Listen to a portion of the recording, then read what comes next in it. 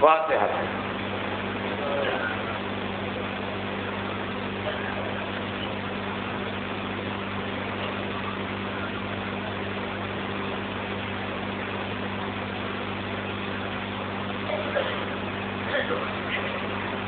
اعوذ باللہ السمیع العلیم من الشیطان اللعین الرجیم.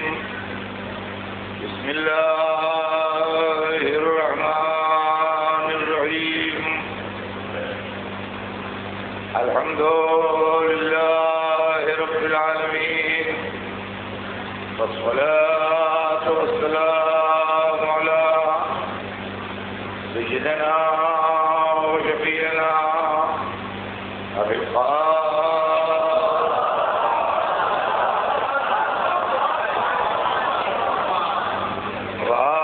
الطیبین الطاہرین المعصومین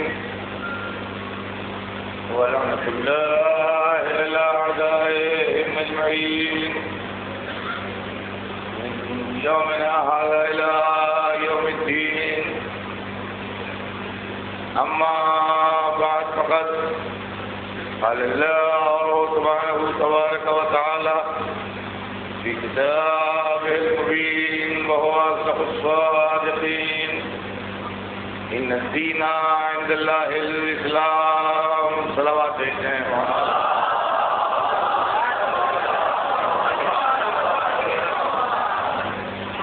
خدا عالم قرآن مجید میں ارشاد فرما رہا ہے کہ یقیناً دین اللہ کے نزدیک اسلام ہے. عزیزان محترم، سلسلہ کلام ذہن علی میں ہوگا. کل جو گفتگو ہمارے آپ کے درمیان ہو رہی تھی وہ وقت کے تمام ہو جانے سے ناتمام رہی.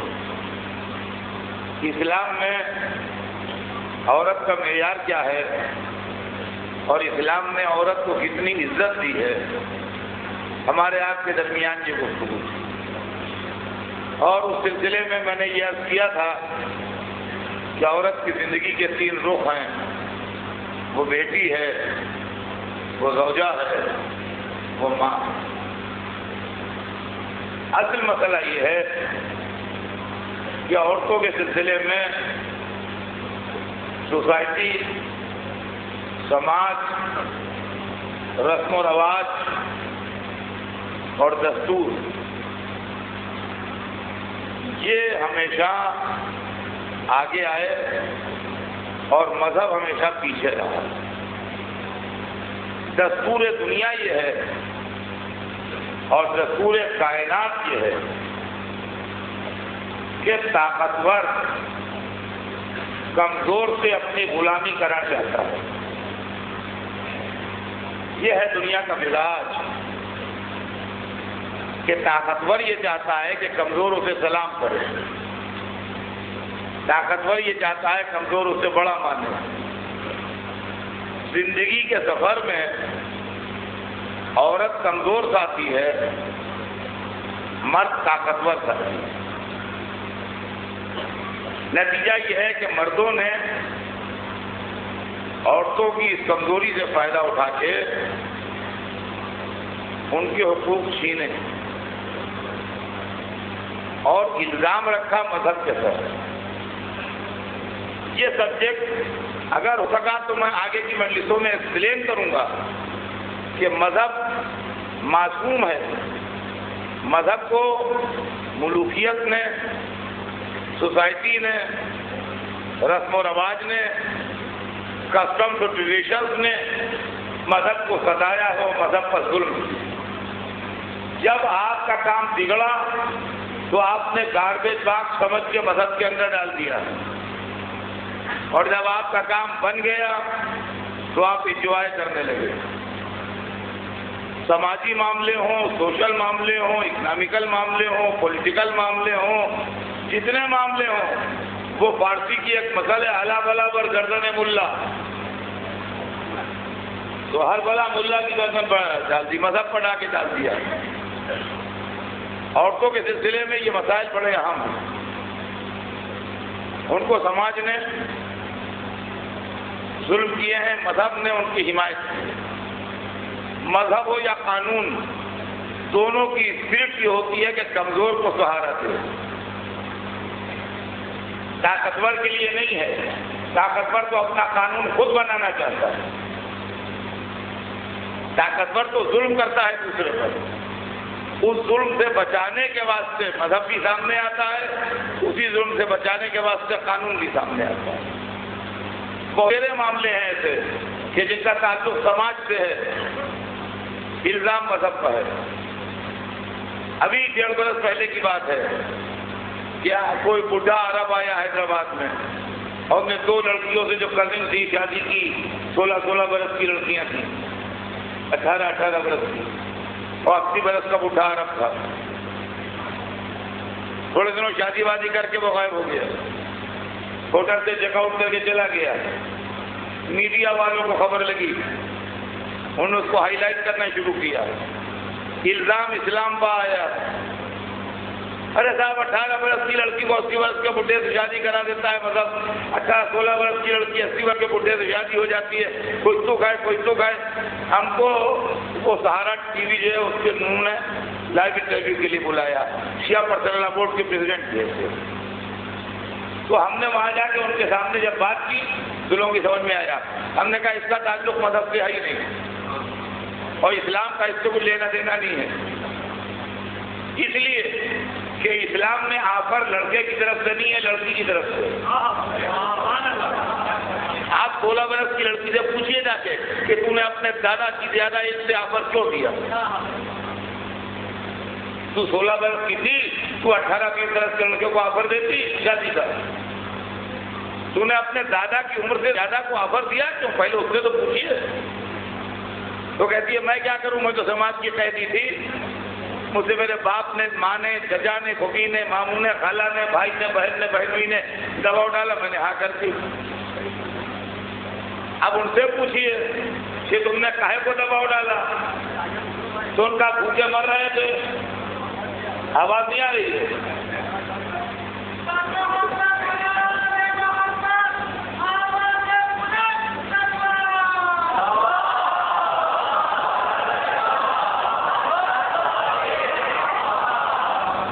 آئی آواز؟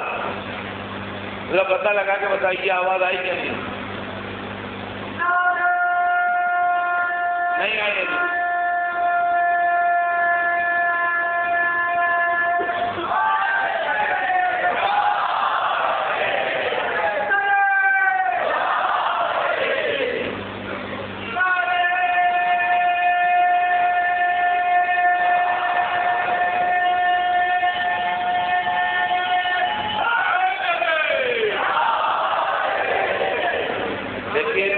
آواز آئی نہیں آئی؟ آ گئی؟ باہر صحیح آواز برابر آ رہی ہے؟ ٹھیک۔ ہاں میں کہہ یہ رہا تھا کہ ایک 80 برس کے بڈھے نے آن کے 16 برس 18 برس کی 2 کزن سسٹر سے شادی کر لی، الزام اسلام کے سر گیا۔ تو جب میں وہاں بات کرنے کے لیے پہنچا تو میں نے کہا آفر جو ہے اسلام میں وہ لڑکی کی طرف سے ہے، اور ایکسپٹنس جو ہے وہ لڑکے کی طرف سے ہے۔ تو لڑکی سے پوچھیے اس نے آفر کیوں دیا 80 برس کے بڈھے کو؟ تو اس نے کہا کہ میرے خاندان والوں نے دباؤ ڈالا تو میں نے آفر دیا۔ خاندان والوں سے پوچھا کہ تم نے اپنی چھوٹی سی لڑکی کو کیوں دباؤ ڈالا جو ہم نے 80 برس کے بڈھے کو آفر دیا؟ کہ عرب سے آیا تھا، پیسے والا تھا، بھوکے مر رہے تھے، سوچا یہ بھی فاقوں سے نجات پائے گی، ہو سکتا ہے اس کے سہارے ہم بھی لگ جائیں کہیں وہاں تو ہمارے بھی حالات بدل جائیں گے۔ تو اچھے فیوچر کے لیے غریبی کی وجہ سے انہوں نے اپنی لڑکی بیچی۔ جب دیش بگڑ گیا اور عرب غائب ہو گیا تو الزام اسلام پہ آیا۔ میں نے کہا اسلام کا مسئلہ ہی نہیں ہے، یہ سماجی مسئلہ ہے۔ آپ سوسائٹی سے غربت دور کیجئے، خود بخود غائب ہو جائے گی یہ بات۔ تو عزیزان گرامی، شادی بیاہ میں بھی ایسے ہی ہوتا ہے۔ اسلام میں لڑکیوں کی جو شادی اسلامی ہے، دیکھیے سماجی شادی کی بات میں نہیں کرتا ہوں، جو اسلامی شادی ہے اس کے اندر لڑکی کا باپ ایک پیسہ خرچ کیے بغیر عزت کے ساتھ لڑکی کو اپنے شوہر کے گھر بھیج سکتا ہے. ایک نیا پیسہ خرچ کیے بغیر اسلامی شادی میں لڑکی کا باپ لڑکی کو اپنے شوہر کے گھر بھیج سکتا ہے، بالکل اسلام کے دائرے کے اندر رہتے ہوئے. اس لیے کہ اسلامی شادی میں دو خرچے ہیں، ایک واجب ہے جس کا کرنا مست ہے، ضروری ہے، اور ایک مستحب ہے. مستحب کا مطلب یہ ہوتا ہے کہ دل چاہے کرو ثواب ہے، نہ کرو تو کوئی عذاب نہیں ہے، کوئی گناہ نہیں ہے. شادی میں دو خرچے ہیں اسلامی شادی میں، ایک واجب ہے ایک مستحب ہے. واجب خرچے کا نام ہے مہر، مستحب خرچے کا نام ہے ولیمہ. دونوں خرچے لڑکے والوں کو ہیں، لڑکی والوں کا نہیں. مہر بھی لڑکے والوں کا ہے، ولیمہ بھی لڑکے والوں کا ہے. لڑکی والے کو نہ مہر دینا ہے نہ ولیمہ دینا ہے. یہ ایک رواج ہے جو اسلام نے جائز رکھا ہے کہ لڑکی کو جہیز دیا جائے، لیکن جہیز دینا واجب نہیں ہے.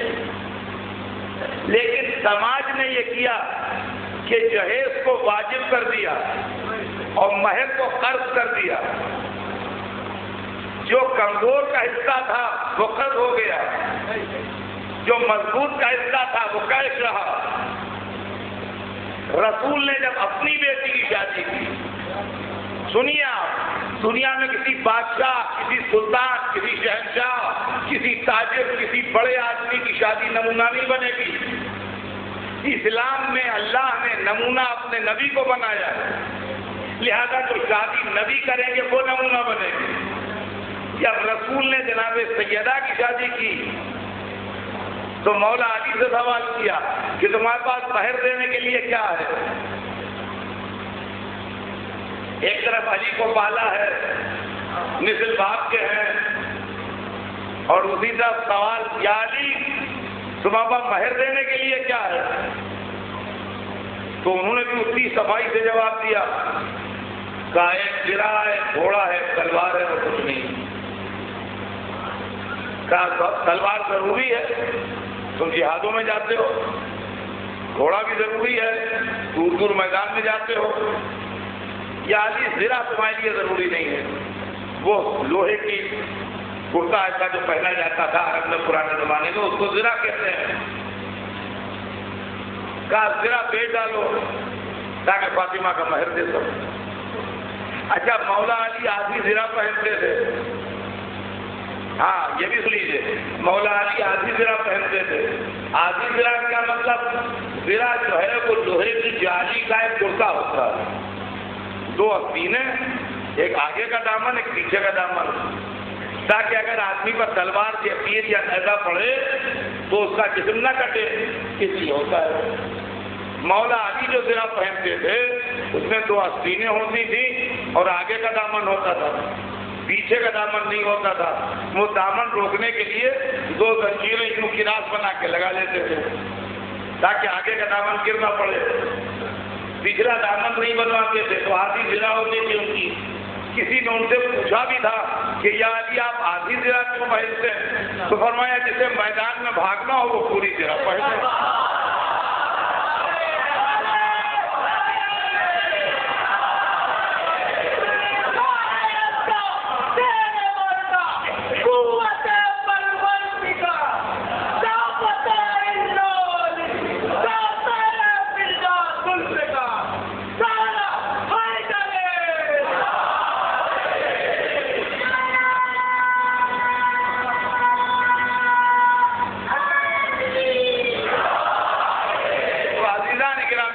کر رہا تھا آپ کی خدمت میں کہ اسلام میں عورتوں کو جو حقوق دیے گئے ہیں اور جو سوسائٹی زیادتیاں کرتی ہے، جس کے نتیجے میں عورتیں خودکشی کر لیتی ہیں، جس کے نتیجے میں ان کو موت واقع ہو جاتی ہے، جس کے نتیجے میں ان کے ساتھ بہت کچھ پریشانیاں گزر جاتی ہیں، ان میں سے کسی چیز کا تعلق اسلام سے نہیں. اسلام نے ان کو ہر طرح پروٹیکشن دیا ہے، ہر طرح تحفظ فراہم کیا ہے، ہر طریقے سے ان کی عزت افزائی کی ہے. اگر میرے پاس وقت ہوتا تو میں آپ کو بہت ڈیٹیل کے ساتھ یہ تمام چیزیں سناتا. گزشتہ سال کسی بمبئی میں جب عالمی اشیاء پرسنل بورڈ کی طرف سے میں نے نکاح نامہ پیش کیا تو اس کے اندر اسلامی فریم ورک کے اندر رہتے ہوئے میں نے وہ تمام تجویزیں لکھ دی ہیں اور موجود ہیں وہ کہ کس طریقے سے عورت کو ڈائیورس کا بھی اسلام میں حق حاصل ہے، عورت اپنے روٹی کپڑے کا بھی مطالبہ کر سکتی ہے، عورت کے ساتھ اگر کوئی زیادتی کی جائے تو وہ اس کی بھی حفاظت کر سکتی ہے، اور خالی عورت کی بات نہیں، باقی لڑکیاں بھی بہت ستاتی ہیں، تصویر کا دوسرا رخ بھی ہے، یعنی کبھی کبھی مظلوم طبقہ بھی ظالم بن جاتا ہے، سمجھے؟ ان کا ہم سپورٹ کر دیں گے تو بند کروا دیں گے، تم نے ہماری آزادی پر کنٹرول کیا تو ہم نے اپنے نکاح نامے میں ان تمام چیزوں کو پیش نظر رکھا ہے اور ان تمام چیزوں کو سامنے رکھ کے بنایا ہے، اور وہ تمام معاملات، وہ تمام واقعات، وہ تمام باتیں کہ جس کی وجہ سے عورتوں کو پریشانی ہوتی ہے یا مردوں کو پریشانی ہوتی ہے یا میٹریمونیل ریلیشن جو ہیں وہ ٹینس ہوتے ہیں، اسلامی قوانین کی روشنی میں ہم نے اس کو تیار کیا، علماء نے اس کو تیار کیا، اور اس کے بعد ہدایت اللہ اس کی ثانی کی نظر سے وہ گزرا، انہوں نے اس کو اپروو کیا جو ہمارے بڑے عالم وقت ہیں، اور اس کے بعد ہم نے اس کو یہیں بمبئی میں گزشتہ سال نومبر کے مہینے میں پیش کیا۔ وہ آج کی غالباً حیثیت کتب خانے کے اندر موجود ہے، اگر آپ اس کو دیکھنا چاہیں یا اس کی اسٹڈی کرنا چاہیں تو آپ اس کو دیکھ سکتے ہیں، اسٹڈی کر سکتے ہیں۔ تو اسلام کے اندر جہاں تک ہے، اب اگر میں ایک ایک چیز تفصیل سے سنانے لگوں تو مجلس نہیں رہے گی، فقہ کا مسئلہ بن جائے گا۔ لیکن عزیزان گرامی، یہ بات میں آپ سے عرض کر دوں کہ مغربی میڈیا جو ہے وہ ہمارے ساتھ ناانصافی کرتا ہے، اور نہ جانے کیوں ان کو ہماری باتیں پسند نہیں آتی، وہ اپنے حساب سے اپنی تہذیب کے آئینے میں ہم کو دیکھنا چاہتے ہیں۔ نتیجہ یہ ہوتا ہے کہ یہ الزام لگایا جاتا ہے کہ مسلمان یہ ہیں اور مسلمان وہ ہیں، اور مسلمان ایسے ہیں اور مسلمان ایسے ہیں۔ آپ نے اسلام کو پڑھا نہیں، آپ نے قرآن کو پڑھا نہیں، آپ نے سیرت سرور کائنات دیکھی نہیں، آپ نے معصوم عالم کی زندگی کو اسٹڈی کیا نہیں، آپ نے اسلامی عورت کو نہیں دیکھا، آپ نے شہنشاہوں کے درباروں میں جا کے عورتوں کو دیکھا تو آپ کی سمجھ میں وہ عورتیں آئی ہیں، اس کا دور سے دور تک کہیں اسلام سے تعلق نہیں۔ اور عزیزان گرامی، مجھے افسوس اس بات کا ہے کہ ہمارے ملک میں بھی بہت سی باتیں ایسی ہوتی ہیں کہ جو مغربی میڈیا سے متاثر ہو کے لوگ کرتے ہیں۔ ان کو سوچنا چاہیے کہ ہمارے ایشیا کی، ہمارے سب کانٹیننٹ کی، ہمارے ہندوستان کی ایک تہذیب ہے، اور ہندوستان کی تہذیب کے امین تمام ہندوستانی باشندے ہیں، خالی مسلمانوں ہی پر ذمہ داری نہیں ہے۔ ہندوستان کا جو کلچر ہے، ہندوستان کی جو تہذیب ہے، ہندوستان کی جو تمدن ہے، ہندوستان کا جو دستور ہے، وہ بہت پرانا اور بہت عظیم اور بہت قیمتی ہے، اور اس ملک کے اندر ہمیشہ سے مختلف قومیں، مختلف لوگ، مختلف نظریات کے ماننے والے اور مختلف عقائد کے ماننے والے بستے آئے ہیں، اور ہندوستان کو یہ شرف بھی حاصل ہے کہ اس ملک نے دنیا کی تاریخ میں ہمیشہ ٹالرنس کا مظاہرہ کیا ہے، اس ٹالرنس کا مظاہرہ دنیا کے کسی ملک نے نہیں کیا ہے۔ یہ ملک جو ہے، اس میں اور دنیا کے دوسرے ملکوں میں فرق ہے، کبھی کبھی مالی ایسا گلدستہ بناتا ہے کہ اس میں سارے پھول گلاب کے ہیں، اس میں سارے پھول بیلے کے ہیں، ان میں سارے پھول گیندے کے ہیں، اس کے اندر ایک طرح کے پھول ہوتے ہیں۔ کبھی مالی ایسا گلدستہ بناتا ہے کہ 10-12 قسم کے پھول ملا کے ایک گلدستہ بناتا ہے، اس کے اندر رنگا رنگ پھول ہوتے ہیں۔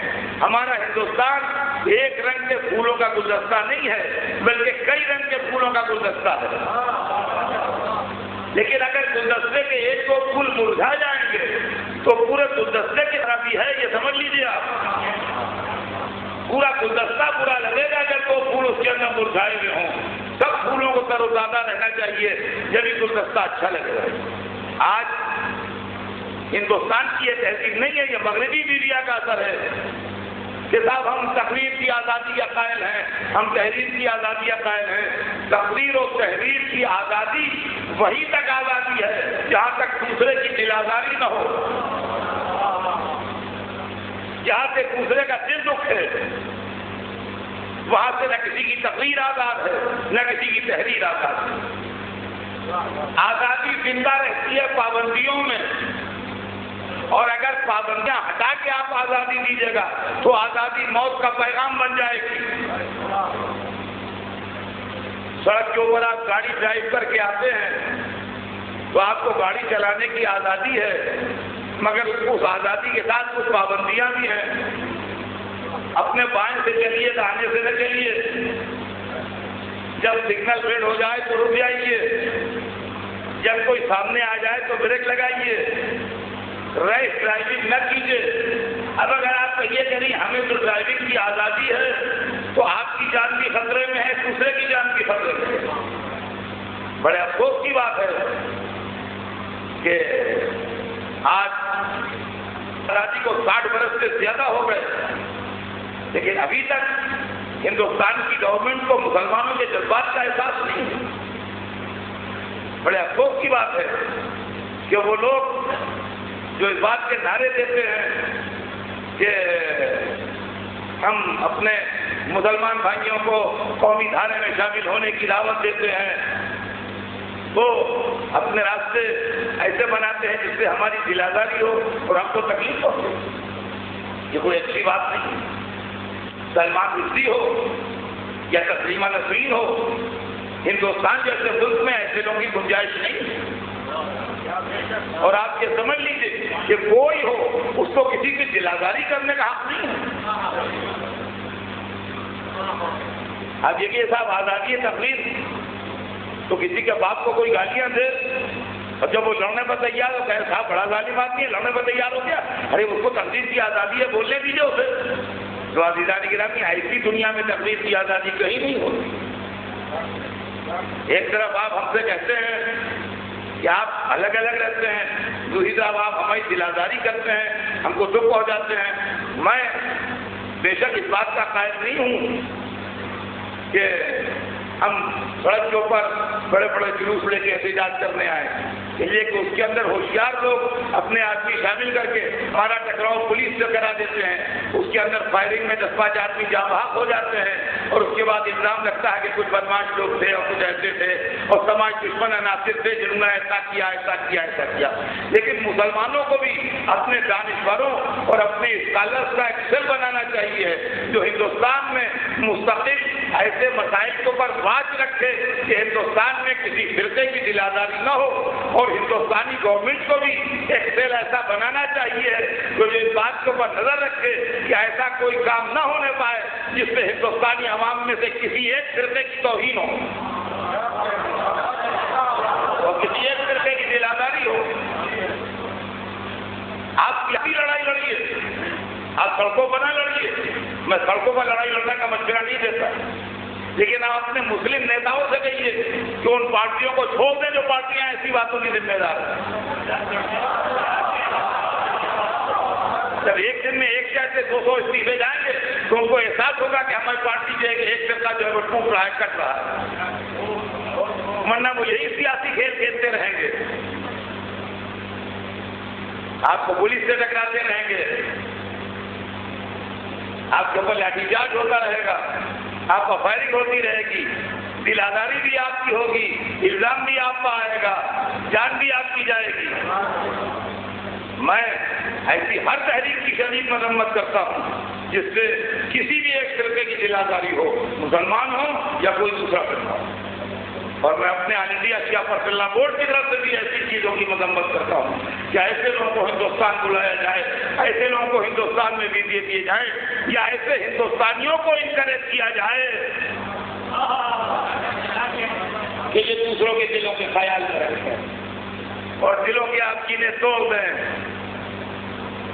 یہ میری آواز سن لیں حکومت کے ذمہ دار بھی کہ ہم اسی ملک کے ہیں ہم باہر کے نہیں ہیں، تو ہمیں بالکل حق موجود ہے اور پہنچتا ہے کہ ہم برابر سے دعویٰ کریں کہ اس ملک کے کسی انسان کو اس ملک کے باشندوں کی دل آزاری کرنے کا کوئی حق نہیں پہنچتا ہے، اور ہر ایک حکومت کا یہ فرض ہے کہ وہ ہر ایک کے دل کے خواہشات کا خیال کرے۔ کسی کو کیا ہو بقول میر انیس، کسی کو کیا ہو دلوں کی شکستگی کی خبر کہ ٹوٹنے میں یہ شیشے صدا نہیں رکھتے۔ عزیزان گرامی، یہ بات بہت ضروری تھی جو مجھے کہنا تھی اور میں نے کہی۔ ہمارے آپ کے درمیان جو گفتگو ہے میں کل اس کو کہنا چاہتا ہوں، لیکن کل میرے پاس وقت ختم ہو گیا۔ اب ایک کوئی چھوٹا سا آرگنائزیشن جس کے اندر 50 آدمی 25 آدمی ہیں، وہ کسی کو انوائٹ کرتا ہے اور ہندوستان کے 25 کروڑ مسلمانوں کے جذبات کا خیال نہیں رکھتا، یہ کون سی حکومت ہے؟ کیا ہو رہا ہے؟ کون سا تماشا ہے؟ پورے ملک کے اندر آپ خود بے چینی پیدا کرتے ہیں، اور بے چینی پیدا کر کے آپ الزام رکھتے ہیں دوسروں کو۔ یہ مہمان نوازی نہیں، یہ دوستی نہیں ہے۔ مہمان کیے جاتے ہیں مگر مہذب لوگ، غیر مہذب لوگ مہمان نہیں کیے جاتے۔ ہندوستان ایک مہذب ملک ہے، آپ ضرور مہمان بلائیے مگر تمیزدار لوگوں کو، جو دوسروں کو گالیاں دیا کرتے ہیں ان کو مہمان نہ بلائیے، ان کی میزبانی نہ فرمائیے، ورنہ یہ چیز ملک کے فیوچر کے لیے نقصان ہے۔ عزیزان گرامی، یہ بات کل میرے پاس وقت نہ تھا اور میں نے سوچا کہ بیان اگر آج بھی اس طرح گھوم گیا تو آج بھی وقت نہ رہے، لہذا میں نے چاہا کہ میں آج بیچ میں بیان روک کے اپنا وہ پیغام تک پہنچا۔ تو ہمارے آپ کے درمیان گفتگو جو ہو رہی تھی وہ خواتین کو ہو رہی تھی۔ یہ عورت بیٹی ہے، عورت زوجہ ہے، عورت ماں ہے۔ عورت کی عزت کی ضمانت اللہ نے فاطمہ زہرا کے ذریعے دی۔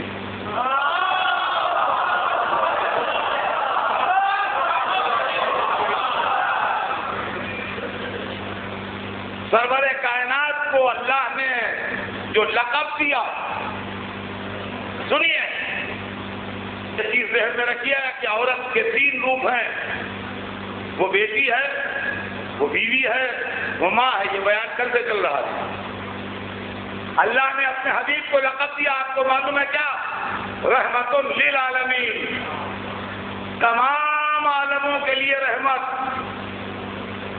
اللہ رب العالمین، محمد رحمت للعالمین، تمام عالمین کے لیے رحمت، زمین کے لیے رحمت، آسمان کے لیے رحمت، چاند کے لیے رحمت، تاروں کے لیے رحمت، سورج کے لیے رحمت، انسانوں کے لیے رحمت، جنوں کے لیے رحمت، مخلوقات کے لیے رحمت، کائنات کے لیے رحمت، فضاؤں کے لیے رحمت، ہواؤں کے لیے رحمت، ماضی کے لیے رحمت، مستقبل کے لیے رحمت، اپنے کے لیے رحمت، فرائض کے لیے رحمت، دوست کے لیے رحمت، دشمن کے لیے رحمت۔ جو پوری کائنات کے لیے رحمت ہو وہ محمد ہے، جو محمد کے گھر میں رحمت بن کے آئے وہ فاطمہ ہے۔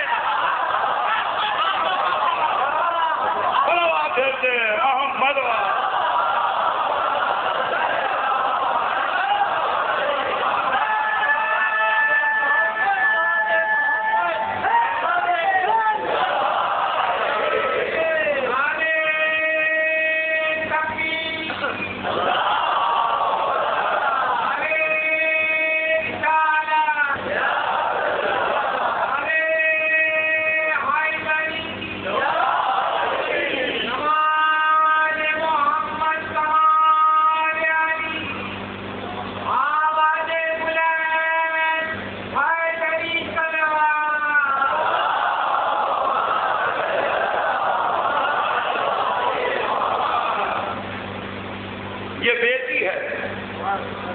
جو باپ کے گھر میں آئی تو اس شان سے آئی کہ رحمت للعالمین کے گھر میں رحمت بن کے داخل ہوئی اور پرورے کائنات کو تحفہ پروردگار بن کے ملی. قرآن میں انا اعطیناک کل کوثر کا وعدہ ہے. حبیب ہم نے آپ کو کثرت نسل دی اور عام طور سے آدمی کی نسل بیٹے سے چلتی ہے مگر اللہ نے اپنے حبیب کو وہ بیٹی دی جو اپنے باپ کی نسل کی ضامن بنی. آج ساری دنیا میں جو نسل رسول ہے وہ فاطمہ زہرا کی ذریعے.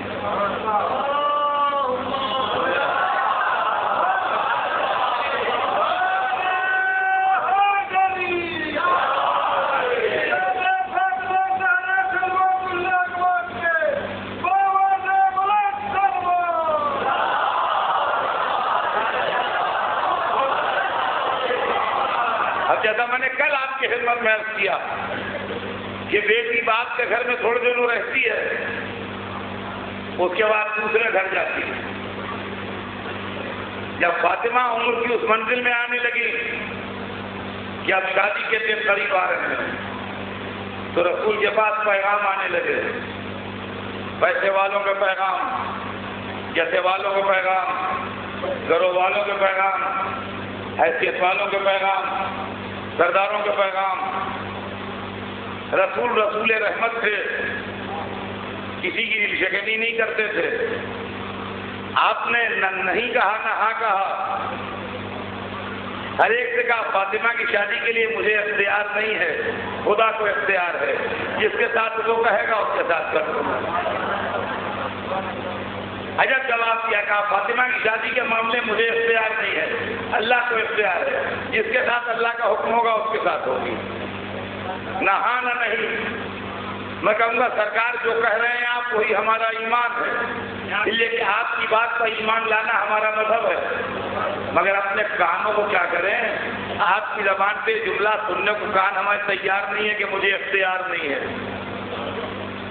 جس کو چاند کو دو کرنے کا اختیار ہو, سورج کو پلٹانے کا اختیار ہو, انگریزوں کو تبھی پڑھوانے کا اختیار ہو, درختوں کو تعظیم کے لیے جھکانے کا اختیار ہو, نالین سمیت قاب قوسین سے گزر جانے کا اختیار ہو, وہ بیٹی کی شادی میں اختیار نہیں رکھتا جبکہ امت کے ہر باپ کو اختیار ہوتا ہے بیٹی کی شادی کرنے کا. ممکن ہے جب آپ نے میری بیٹی کا مرتبہ سمجھ لے اس کے بعد تو بات کرنا. میری بیٹی اگر صرف ایک مسلمان لڑکی ہوتی تو مجھے اختیار ہوتا کہ اچھے مسلمان کے ساتھ چاہوں شادی کر دوں. میری بیٹی ہے معصومہ, معصومہ کی شادی غیر معصوم سے ہوتی نہیں. میں مسلمان بناتا ہوں, معصوم نہیں بناتا.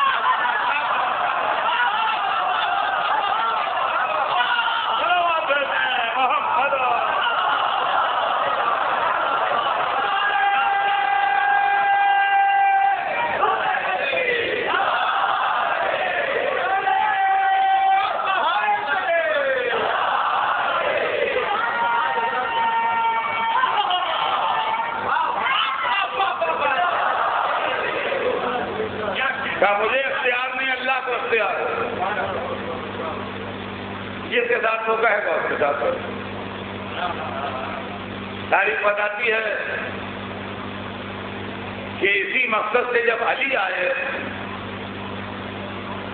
کہ رسول کو پیغام دیں تو علی سے پہلے جبرائیل آئے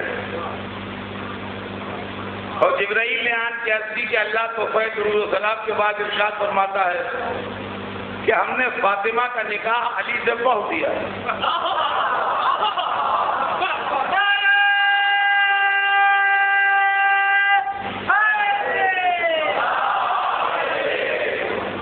ہم نے فاطمہ کا نکاح علی سے بہت دیا. تم بھی مسجد میں اس کی نقل دکھا کر عزیزان گرامی یہ بھی جب فضیلت خدا کی قسم کہ نکاح پڑھ دیا. اے معبود تو بھی نکاح پڑھتا ہے, ہمیں حجی معلوم ہوا. کبھی ہماری دنیا میں کسی کا نکاح پڑھ دے ممکن ہے جواب سے ایسی شادی کرو پھر پڑھ دوں گا کہ زوجہ بھی معصومہ ہو شوہر بھی معصوم ہو. آپ نے پڑھ دیا تو معبود پڑھ دیا تو خیر پڑھ دیا، مگر نہ لڑکے سے پوچھا نہ لڑکی سے پوچھا، پڑھ دیا۔ نکاح پڑھا جاتا ہے نہیں جانتے، مگر لڑکے لڑکی سے پہلے پوچھا جاتا ہے، اجازت دی جاتی ہے، اس کے بعد پڑھا جاتا ہے، انہیں ایسے ہی پڑھ دیا تو ممکن ہے جواب آئے تمیز سے سوچ، میں وکیل نہیں ہوں، خالق ہوں، میں نے بنایا ہے، تجھے اجازت کی ضرورت نہیں ہے۔ رسول نے مسجد میں پڑھ دیا۔ اب ارباب بلا کا مجمع ہے، جہاں جہاں میری آواز جا رہی ہے دو جملے سنیے کہ علی و فاطمہ کا ایک ہی نکاح 2 دفعہ پڑھا گیا۔ دنیا میں کتنوں کا نکاح ہوا ہے آج تک؟ ایک نکاح 1 دفعہ پڑھا جاتا ہے، ختم ہو گئی بات، نکاح ہو گیا۔ علی و فاطمہ کا ایک نکاح 2 دفعہ پڑھا گیا۔ عرش پر اللہ نے پڑھا، فرش پر رسول اللہ نے پڑھا۔ رسول اللہ نے علی و فاطمہ کے نکاح سے پہلے بھی نکاح پڑھائے تھے، علی و فاطمہ کے نکاح کے بعد بھی نکاح پڑھائے۔ کوئی ایک ہی نکاح تو پڑھایا نہیں بھائی، سینکڑوں پہلے پڑھائے ہوں گے، سینکڑوں ہزاروں بعد میں پڑھائے ہوں گے، انہی میں علی و فاطمہ کا بھی ایک نکاح پڑھا دیا۔ تو یہ تو نکاح عام ہوا کہ جیسے سب کے نکاح ہوئے مکے میں مدینے میں رسول نے پڑھائے، ویسے علی و فاطمہ کا ہی پڑھا دیا۔ تو یہ تو نکاح عام ہے، اور عرش پر جو اللہ نے پڑھایا وہ نکاح خاص ہے۔ تو علی و فاطمہ کا نکاح تو ہوا، مگر ایک نکاح 2 دفعہ پڑھایا گیا، نکاح عام بھی ہوا، نکاح خاص بھی ہوا، تو نسل بھی دوہری چلی۔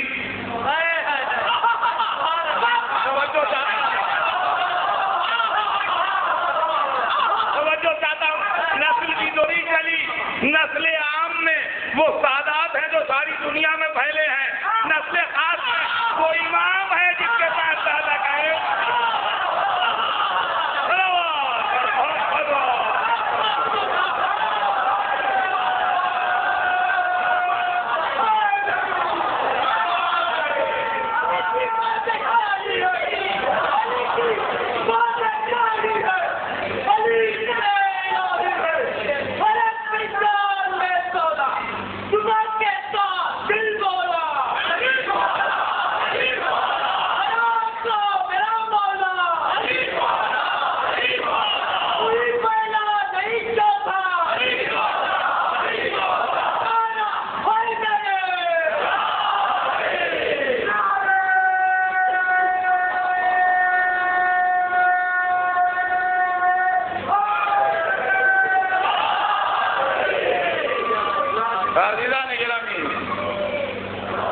تاریخ یہ بتاتی ہے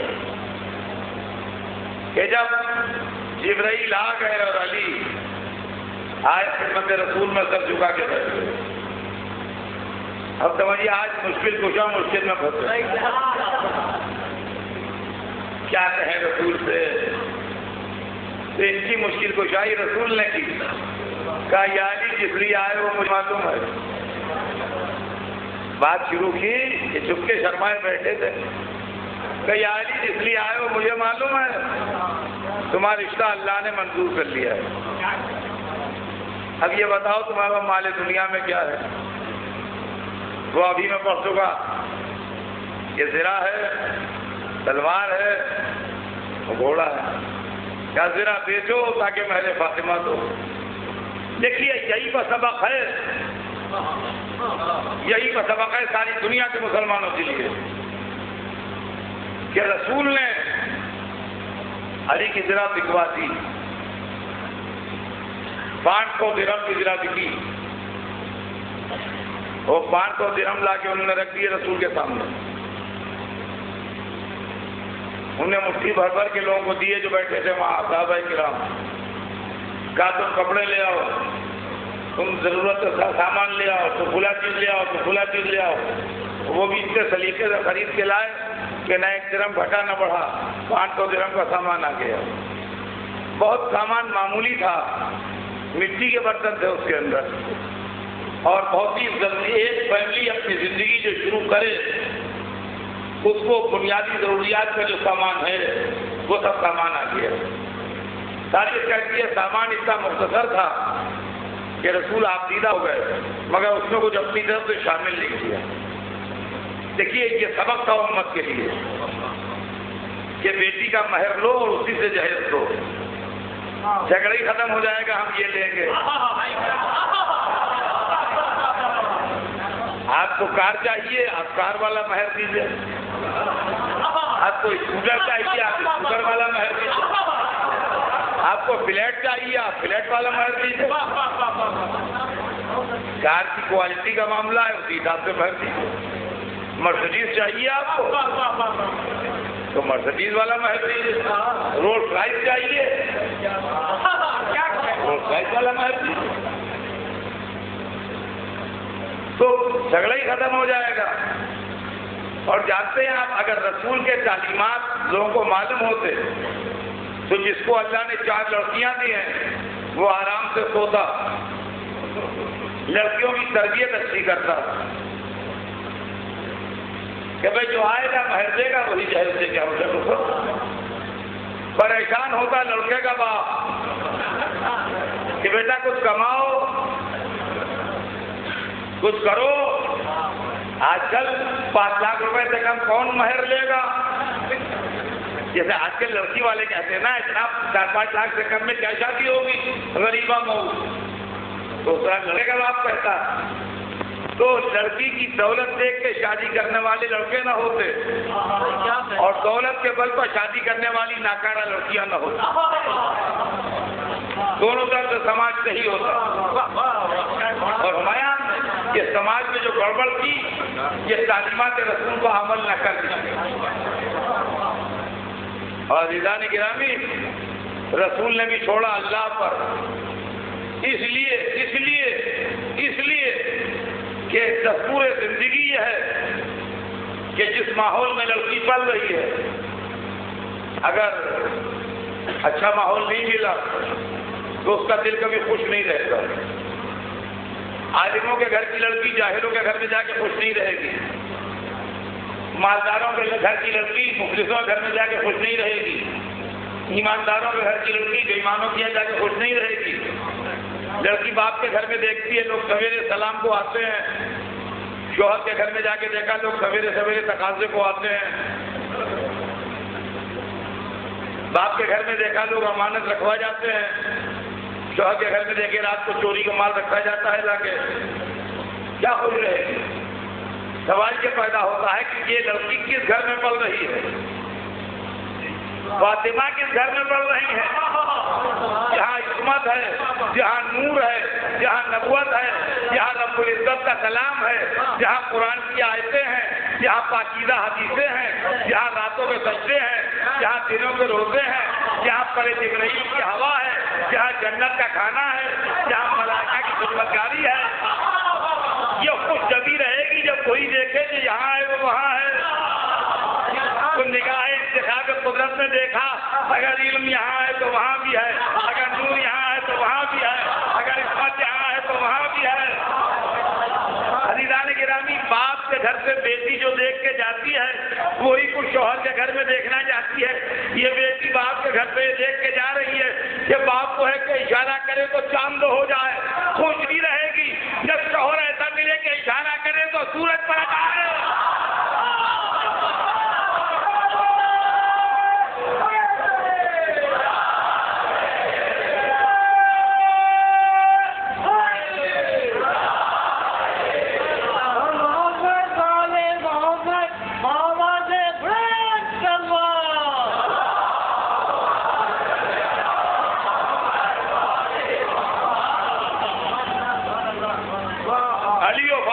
شادی ہوئی، اب دوسری زندگی شروع ہوئی، زوجہ اور شوہر کی زندگی۔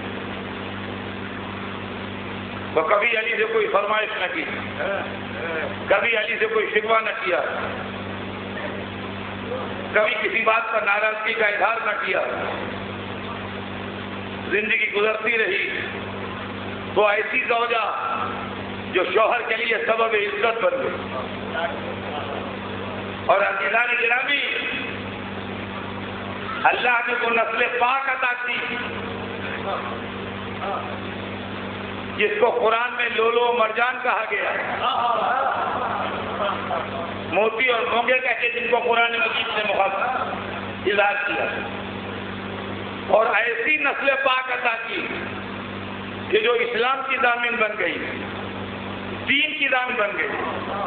عزیزان گرامی، زندگی رہی تو کل اب جو کوئی بھی عرض کروں گا وہ عرض کروں گا، بیان کل آگے بڑھے گا تھوڑا۔ آج تو اتنا سن لیجئے کہ فاطمہ زہرا وہ ماں ہیں، جہاں جہاں میری آواز آ رہی ہے غور سے سنیے گا، فاطمہ زہرا وہ ماں ہیں کہ حسن مجتبیٰ سے لے کے آج تک جتنے بیٹے ہیں اپنی ماں پر فخر کر رہے ہیں۔ آج بھی ہر سید فخر کرتا ہے کہ میری ماں فاطمہ ہے۔ تو دنیا میں کوئی ماں اپنی اولاد کے لیے اس طرح سبب افتخار نہ بنی جیسے فاطمہ زہرا اپنی اولاد کی ہے۔ یہ ہے فاطمہ زہرا کہ وہ ماں ہے کہ 1400 برس گزرنے کے بعد بھی آج تک اس کی اولاد جو ہے وہ اس پر نازل کہ فاطمہ زہرا ہماری جان، فاطمہ زہرا ہماری ماں۔ اور عزیزان گرامی، وہ لوگ جو چاہتے تھے کہ رسول کی نسل نہ چلے، اور وہ لوگ جو اس بات کو کہہ کے خوش ہوتے تھے کہ محمد ابتر ہیں، یعنی محمد کی نسل قطع ہو گئی، حالانکہ قرآن نے تماچا مارا کہ انا شانہ کا ہوا ابتر، میرے حبیب تمہاری نسل نہیں ختم ہوئی، تمہارا دشمن ابتر، تمہارے دشمن کی نسل قطع ہوگی۔ مگر ابتر کہنے والوں سے فاطمہ کے بیٹے دیکھنے لگے، فاطمہ کے بیٹے دیکھے لگے، حسن مجتبیٰ کو زہر دیا گیا، اور ایسا ظالم زہر جس نے کلیجے ٹکڑے کر دیے، اور حسین کو 3 دن کا بھوکا پیاسا بلا کے کربلا میں فاطمہ کا باغ لٹ رہا تھا، فاطمہ کے گود کے بالے قربان ہو رہے، یہ فاطمہ ہی کے بیٹے تھے، علی اکبر ہو یا قاسم، یہ نسل پاک فاطمہ ہی تو تھی، علی اکبر ہو یا اون محمد، یہ فاطمہ ہی کی اولادوں کے دل کے ٹکڑے تو تھے۔ اور عزیزان گرامی، جو فاطمہ کا بیٹا نہیں بھی تھا، اس نے فاطمہ کے بیٹے کو ایسے کہا کہ فاطمہ نے اسے بھی اپنا بیٹا کہا۔ آپ سمجھ گئے کون؟ جس کی ماں کبھی اپنے بیٹے پر نہیں روئی، جب روئی حسین پر روئی تو یہ کہہ کے روئی کہ تمہاری ماں زندہ ہے، میں اس پر روؤں گی جس کی ماں نہیں ہے۔ یہ تو تاریخ میں ہر ایک نے پڑھا ہے، ہر آدمی جانتا ہے اس مجلس کہ بی بی ام المؤمنین کبھی حضرت عباس پر نہیں روئی، جب روئی حسین پر روئی، مگر میرا دل کہتا ہے خاندان کرم فاطمہ زہرا دیکھ کے کہ جب ام المؤمنین حسین پر رو رہی ہوتی ہوں گی تو جنت سے فاطمہ قبر عباس پر آتی ہوں گی، میں تیری ماں ہوں، تجھے رونے آئی ہوں۔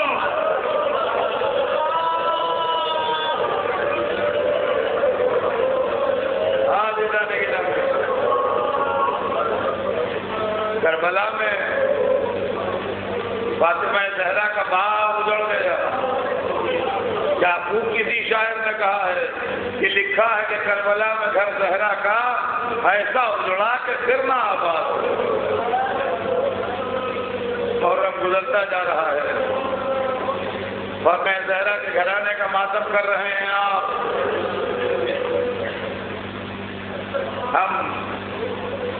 ہماری جان نثار ان بیویوں پر ہم قربان ان ماؤں پر جنہوں نے دنیا میں ایسی تاریخ لکھ دی کہ جس تاریخ کا جواب نہیں. کربلا کی عورتیں اللہ اللہ اللہ اللہ. میں بنی ہاشم کی سیلانیوں کا ذکر نہیں کر رہا ہوں. آپ سوچیے تو صحیح. حضرت مسلم نے اوسجا کی زوجہ، حضرت وہاب ابن عبداللہ کلبی کی ماں، حضرت وہاب کی زوجہ، یہ عورتیں بنی ہاشم کی نہیں تھیں، یہ دوسرے خاندانوں کی تھیں، مگر اس گھر کے قریب آ گئی تو کیا ہو گئے؟ عقل بشر حیران ہے. جہاں 17 دن کے بیاہے کی ماں رات بھر سمجھا رہی ہے بیٹا دیکھو کل موت میں زندگی ہے، کل موت میں زندگی ہے، ایسا نہ ہو کہ تمہارا دل دہل جائے، حسین کا سر قربان کر دینا.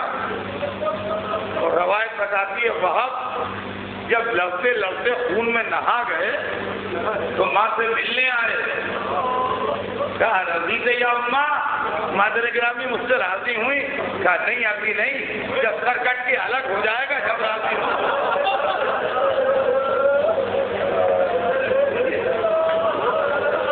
یہ ہے کربلا کی مائیں. زوجہ وہاب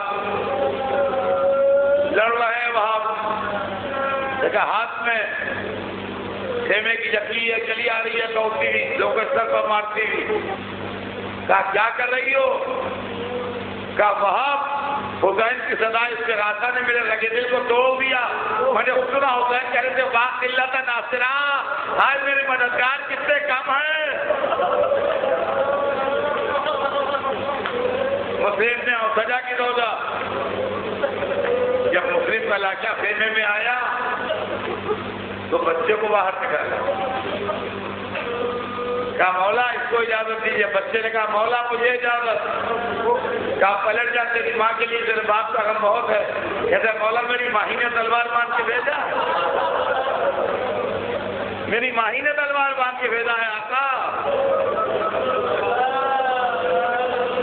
یہ بیویاں بنی ہاشم کی نہیں تھی، اتنی خوشامد تھی کہ آخر کو اجازت دینا پڑی. بچے نے دونوں ہاتھوں سے تلوار سنبھال کے 7 آدمی مارے، اور آخر میں ظالموں نے اس کو دفاع کر دیا ماں کے سامنے. دشمنوں نے سر اچھال دیا ماں کی طرف. وہ منہ رکھ کے کہتی ہے مرحبا میرے لال، تو نے مجھے فاطمہ زہرا سے شروع کر دیا.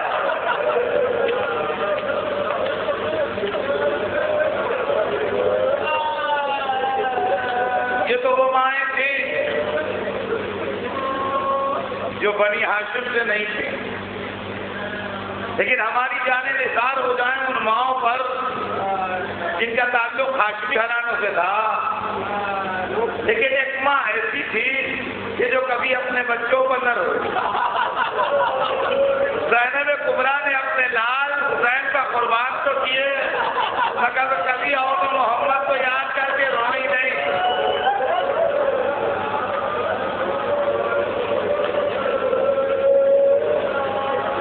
جعفر کی اولاد عبداللہ ابن جعفر کی یادگار زینب کے لال اور محمد. تاریخ چپ ہے.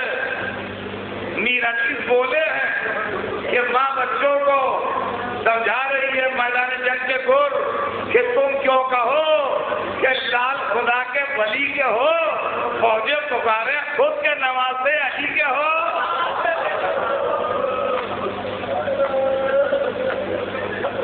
تم کیوں کہو کہ لال خدا کے ولی کے ہو، فوجیں پکارے خود کہ نواسے علی کے ہو. عزیزان گرامی، علی کے نواسے بھی لڑے، علی کے پوتے بھی لڑے، عقیل کے لال بھی لڑے، مسلم کے دل کے ٹکڑے بھی لڑے. صبح سے شام تک حسین ایک ایک کا لاکھا لاتے رہے، ایک ایک کی میت پر روتے رہے، ایک ایک کی میت اٹھاتے رہے. اور بہن ہر موقع پر بھائی کی شریک رہی. اے زینب اپنے بیٹوں کا پرسہ لیجیے. اے فاطمہ